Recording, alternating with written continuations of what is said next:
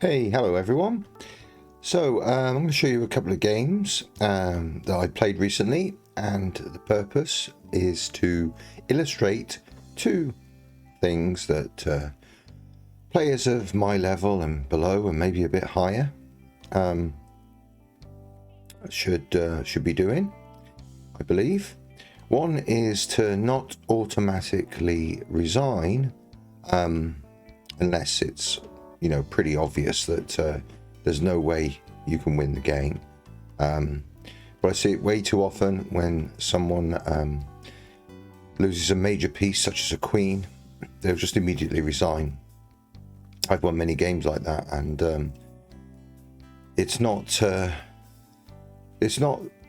always the best thing to do, because you'll be surprised at how you can sometimes come back if your opponent makes a blunder or something.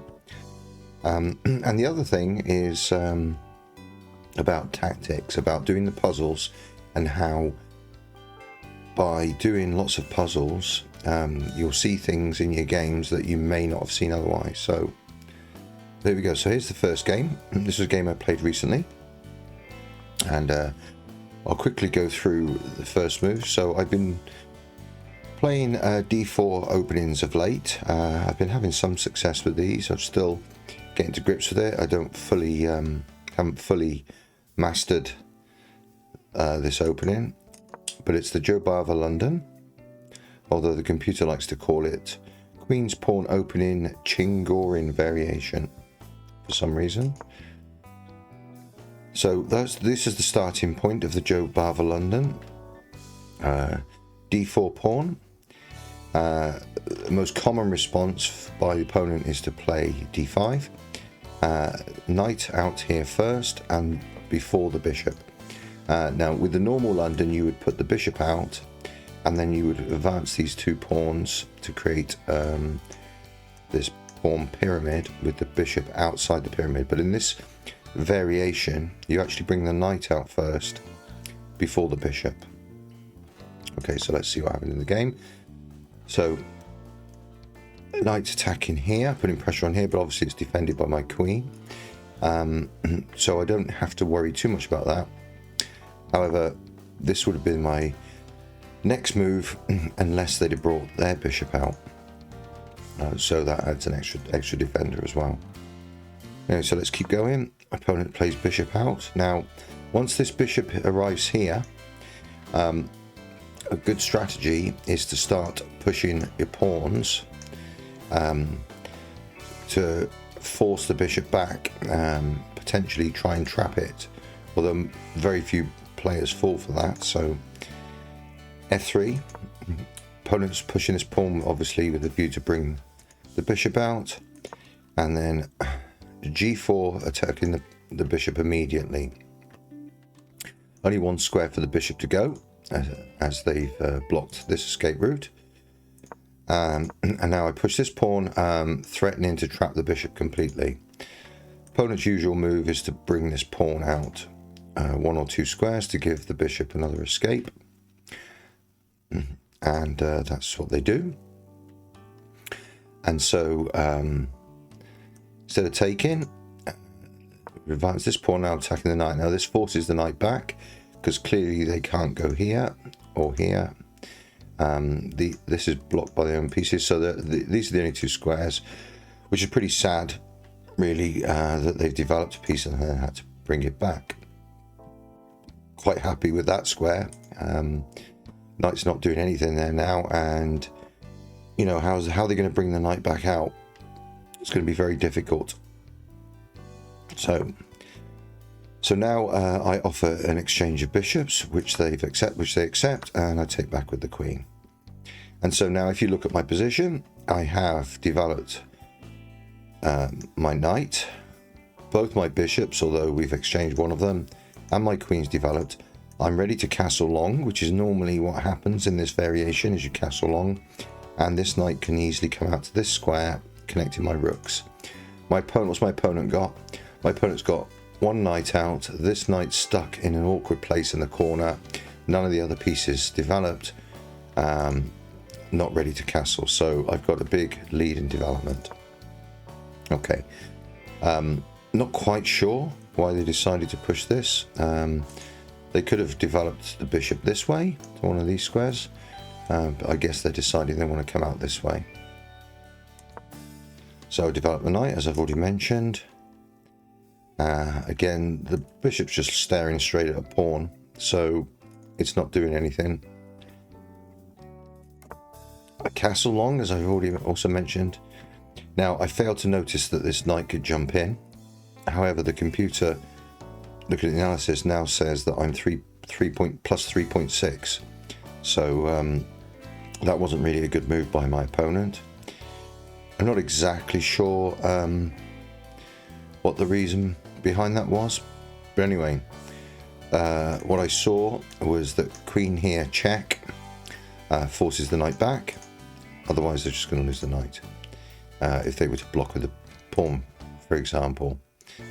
Not sure if that's the best move, but that's what they played, and they do to put the knight back. Okay, then I took the free pawn. This may not necessarily have been a good move. What I was thinking was if they come here with the rook, then I can just grab the knight with check again, and I'm up and doing very well. What I didn't calculate was that they could move the knight here, and obviously I can't move the queen back to here, so that only really leaves a check again. This square or this square for my queen. I chose to go with the check. That's an obvious move, protected by the knight, which is what they did, and this is where I went wrong. So looking at it now, I can clearly this is the best move to make here, I believe. Possibly this move, but I feel like my queen's out on a limb a bit here on the side of the board. My opponent could potentially offer a queen exchange. I just didn't feel like that was a good place. But instead, what I saw was my bishop on this dark square diagonal, and so moving the queen here, maybe there was some potential to then bring the bishop over.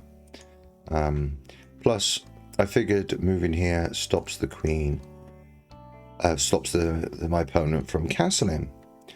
So I played this move, and what I failed to realize was that my opponent can simply attack the queen, and now I'm in trouble.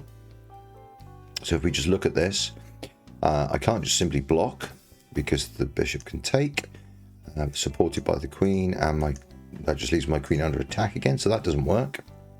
Obviously I can't take this pawn. I can't take this pawn because of the knight. I can't move here. I can't take this pawn. I can't move backwards because of this pawn. I can't move here. I can't take the knight because it's protected by the queen. And obviously I can't stay on this diagonal.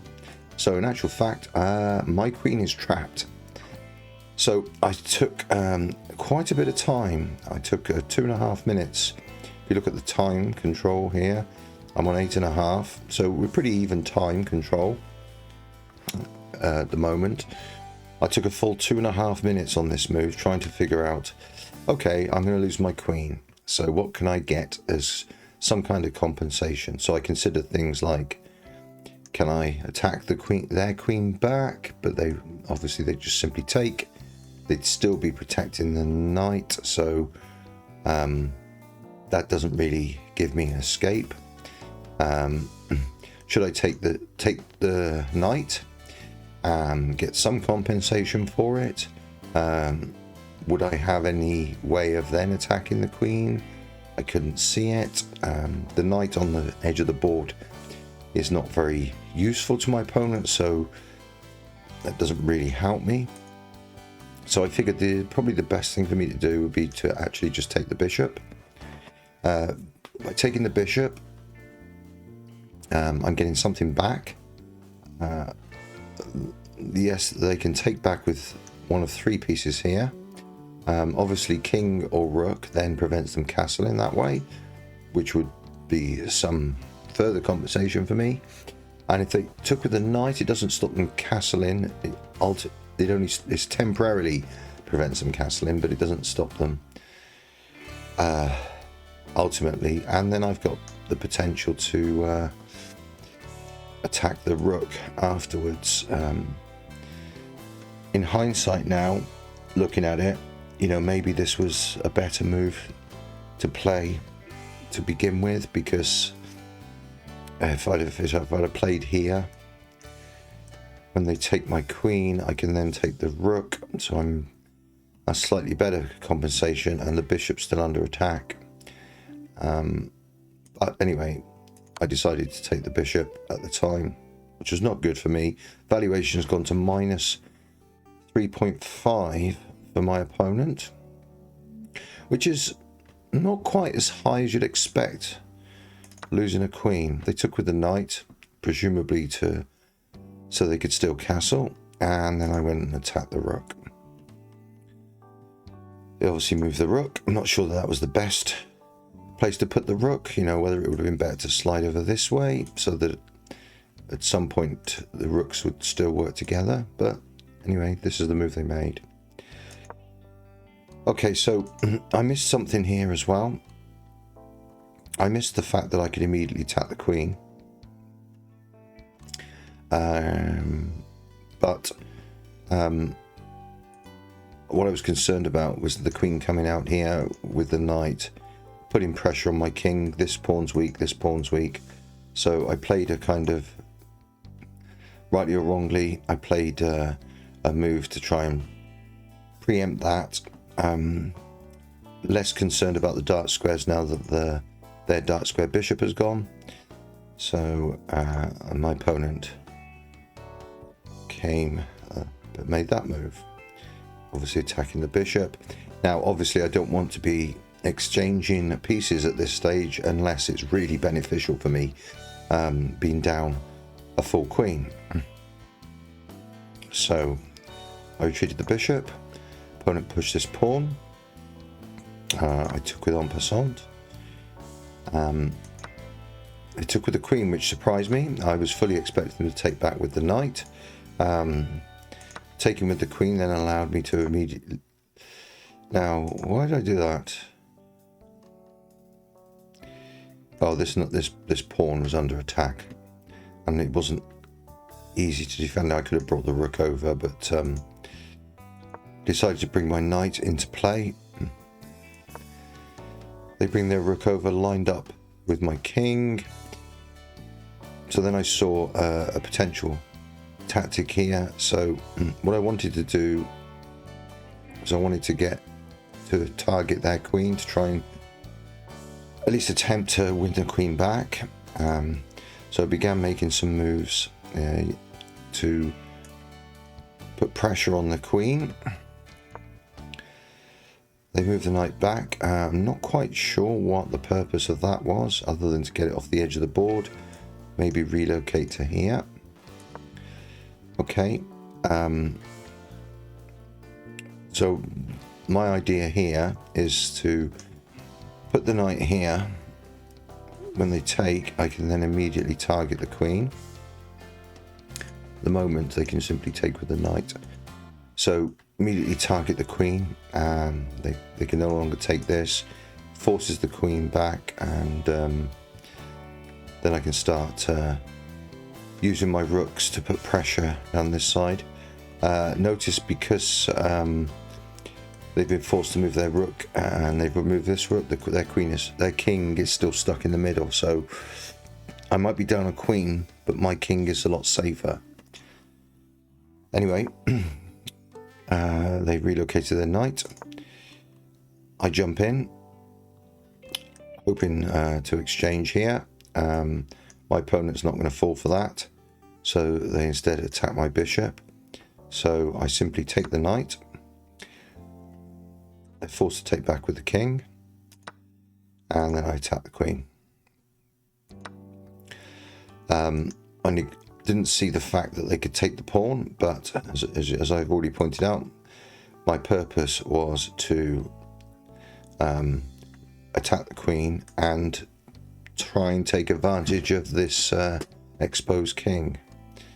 So, yeah, that's a point. I did see this. I did see this fork. But I wanted to leave it because I figured my opponent would be distracted by the potential of forking my rooks and not pay as much attention to what I was doing. And I wasn't worried about it because after this move, as you'll see, I can throw in the check, and I'm creating a situation where the king has to move again, and now I can attack the queen with this rook. So this gets the rook out of the line of fire of the knight, and then once they move the queen, I can then move the other rook, and so that fork is nullified, if that's the right word. Move the queen, now attack with the other rook. Notice my knight and my bishop are protected. You know, I have some weak pawns here, but at the moment my opponent can't target them. Now that was an unexpected move. I really didn't expect, or didn't see that move, the discovered check with the knight.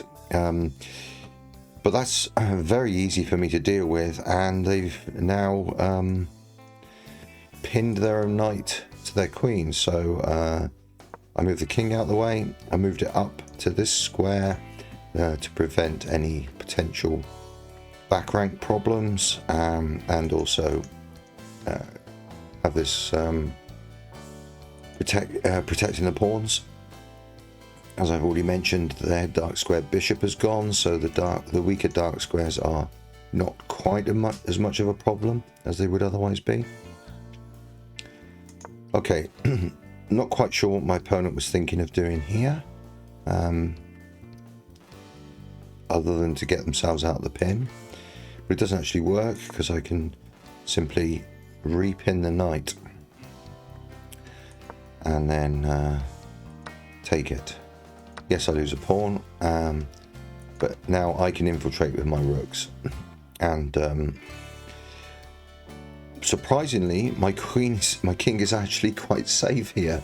The queen has no support, and yes, I'm down a queen, but this rook can't really go anywhere.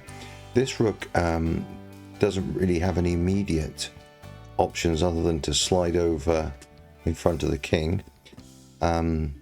Maybe this is what they're thinking, but I'm well protected here. So they start pushing the pawn. So okay, they're going to try and get another queen, or at least remove one of my rooks. I could throw in the check. King moves, and first time round, I missed this. I missed the mate on the first attempt, but I saw it after I moved. So I threw in this check here. Their king moved back, and then I realised that after I'd given this check with the knight, when the king was on the back rank, I could have actually checked with my rook. So I went back. If you notice, the king only has one square to go to anyway. So I repeated once basically. Put the rook in with check, and notice how the king has no squares to go to. Bishop's covering, rooks are covering, knight's covering this square. So my opponent had no choice but to block with the queen. And that was checkmate. So the moral of the story is, don't give up just because you've lost just because you blunder your queen, because your opponent could just as easily make a blunder later on, and you could easily win the game. So that was the first game. Okay, the next game I wanted to show you is to do the value of doing puzzles and practicing tactics. There's a tactic that reoccurs time and time again when doing well, at least doing puzzles on chess.com. And when you've got a similar position to this, where the queen and the rook are lined up on an open file, and the king is here blocked by a couple of pawns, the tactic is to check on this square with the queen supported by the rook. The king has to slide over. The queen checks again, is taken, and then the rook comes in and delivers a checkmate. One slight problem, however, if you notice in this position, the king and the queen and the rook are the wrong way round. In order for the tactic to work, these two pieces have to swap places, or at least the queen has to be in front of the rook. And so in this game, I realized, having done in lots of puzzles, I spotted the pattern and thought, right, okay, how do I swap these around? So let's look at my position at the moment. Where's this rook going? Where's their rook going? Well, they obviously can't go here because that would just be checkmate straight away. So I don't have to worry about the rook coming in. Plus my rook is protected as well. What about the queen? Well, the queen can't take this pawn at the moment because it's protected by my queen. It's blocked in by its own pawns on the diagonal, and yeah, it can't really, my opponent can't really attack me, so I've got time to make a move. So this is what I decided to do. Move my queen up one, encouraging my opponent to take the pawn, because obviously then I can just come back with the rook with a tempo, forcing the queen to move. They chose not to, for some reason. They obviously decided they wanted to push this pawn, and then I don't quite know why they decided that, because obviously I can just take back, and if they take, they're going to lose the rook. So a bit of a strange move. But anyway, I just continue with my plan. Obviously they can't take this pawn now. My opponent decided to move the queen. The computer is saying that I have mate in 10 moves, apparently, in this position, but I wasn't looking at that. I continued with my plan, put the queen in front. Yeah, I could have put it here, actually. It wouldn't have, don't think it made a lot of difference. I think I just had in my head that I needed to swap them around, and so that's what I did. Plus, I am inviting this move, which doesn't matter. Now, the problem my opponent has got now is that check here forces the king over, and then, well, I can either just check again and sacrifice the queen and checkmate with the rook, or having delivered a check here, I could simply just take the rook and that would be checkmate. And I think that's what my opponent must have seen, because notice how the queen is blocked by its own pawns, and it can't even move onto this diagonal to help protect against that tactic because of my pawns. So it all worked out really well. My opponent moved the rook, obviously thinking that I was going to go check and then take. Incidentally, they can't, for that reason, they can't just push this pawn forward,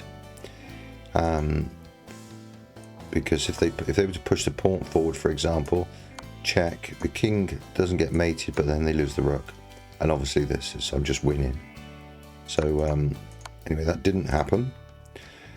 Instead, they moved their rook, and I deliver the check, and they resigned. They obviously realised at this point they only move for the king is here, and then it's check. Rook has to take, checkmate, and that is such a common puzzle. That happens time and time again on chess.com puzzles. So yeah, so just going back, the point of that was that may not have seen that, having not done so many puzzles back here, at this point in the game may not have seen that I just needed to get the queen in front of the rook, or the rook behind the queen, whichever way you want to look at it, and there was that potential tactic. So anyway, that's it for this video. Thanks for watching.